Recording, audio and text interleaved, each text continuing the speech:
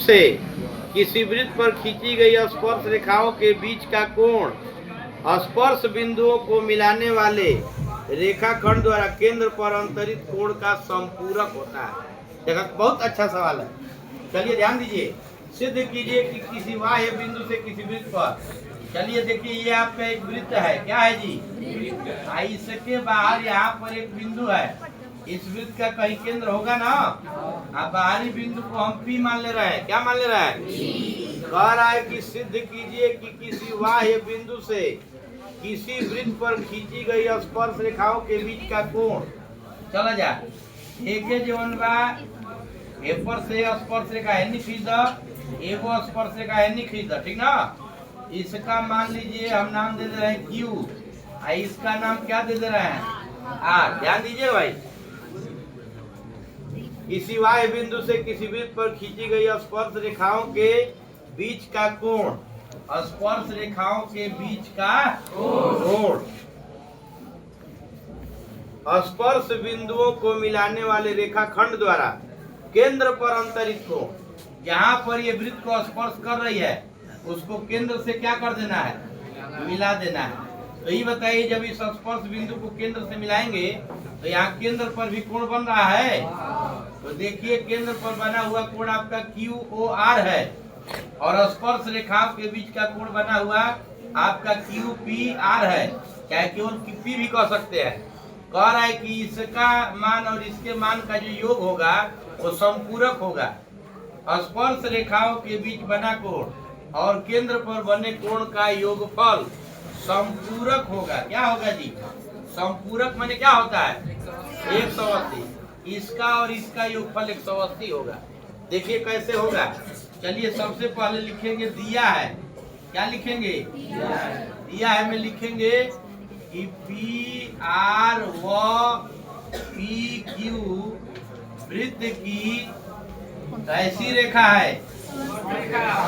वृत्त की स्पर्श रेखा है। आपको क्या सिद्ध करना है? सिद्ध करना है कि स्पर्श रेखा के बीच का कोण यानी कोण QPR, इसके बाद प्लस इसके बाद आपका जो है ये कोण का नाम क्या है? कोण QOR। इन दोनों का योगफल क्या होता है? संपूरक होता है। संपूरक माने 180। यही हमको सिद्ध करके लाना है कि इसका और इसका योगफल कितना होगा? 180 होगा। चलिए ध्यान दिया जाए। अच्छा, आपके आसानी के लिए, बहुत आसानी से समझने के लिए हम मान दे रहे हैं कि ये कोण 1 है, ये कोण 2 है, ये कोण 3 है और ये कोण 4 है। आपको ज्यादा जो है अक्षर में न लिखना पड़े, आप आसानी से इसको हल कर पाए, इसलिए उस कोणों का नाम हम अक्षर में न लिख के अंक में मान दे रहे हैं। बहुत आसानी से हो जाएगा। चलिए देखिए कैसे इसको हल करते हैं साथियों।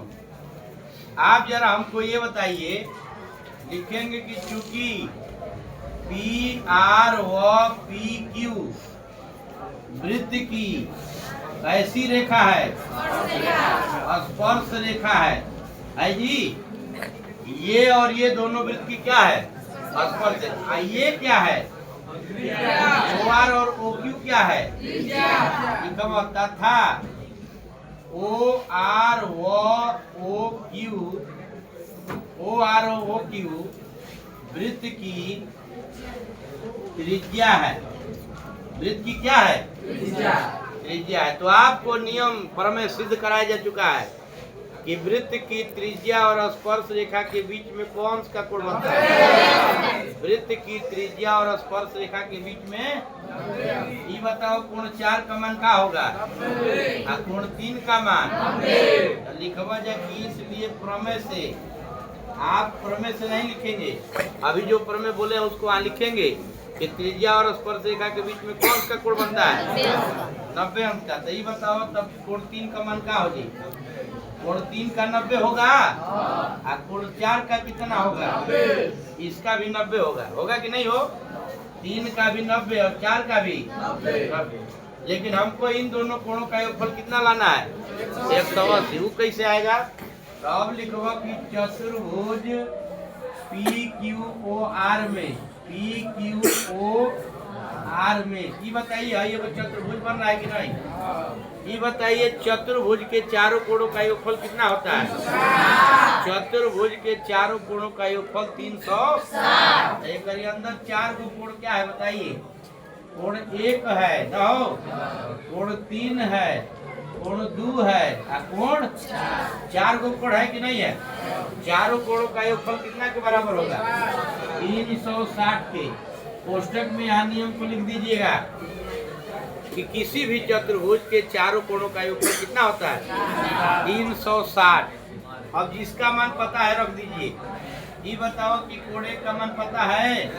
नहीं पता है। कोण 3 का, कोण 2 का नहीं पता है, 4 का 90। अब बराबर कितना? 360 न हो तब कोण 1 धन कोण 2 धन है, 1 का 2 एक जगह लिख दो। 90 कितना होगा? 180 बराबर 300। या कोण 1 धन कोण 2 बराबर 180 उधर कीजिए, उधर जाएगा 180 में 360 में से घट जी ना, तो घट जाएगा तो कितना बचेगा? 180। ये बताओ कि 1 और 2 कहाँ पर कोण है? स्पर्श रेखा के बीच का कोण और केंद्र पर बना हुआ कोण है कि नहीं है? कह रहा है कि केंद्र पर बना कोण और स्पर्श रेखा के बीच बने कोण का योगफल कितना होगा? 180 होगा। सब पूरा करो। 1 धन 2 बराबर 180। 1 किसको माने थे? या कोण 1 किसको माने थे? QOR को, QOR धन 2 किसको माने थे? कोण QPR बराबर कितना? यही ना हमको सिद्ध करना था हो। तो इस तरह से सिद्ध हो गया। बोलिए आसान है कि नहीं? नोट करो।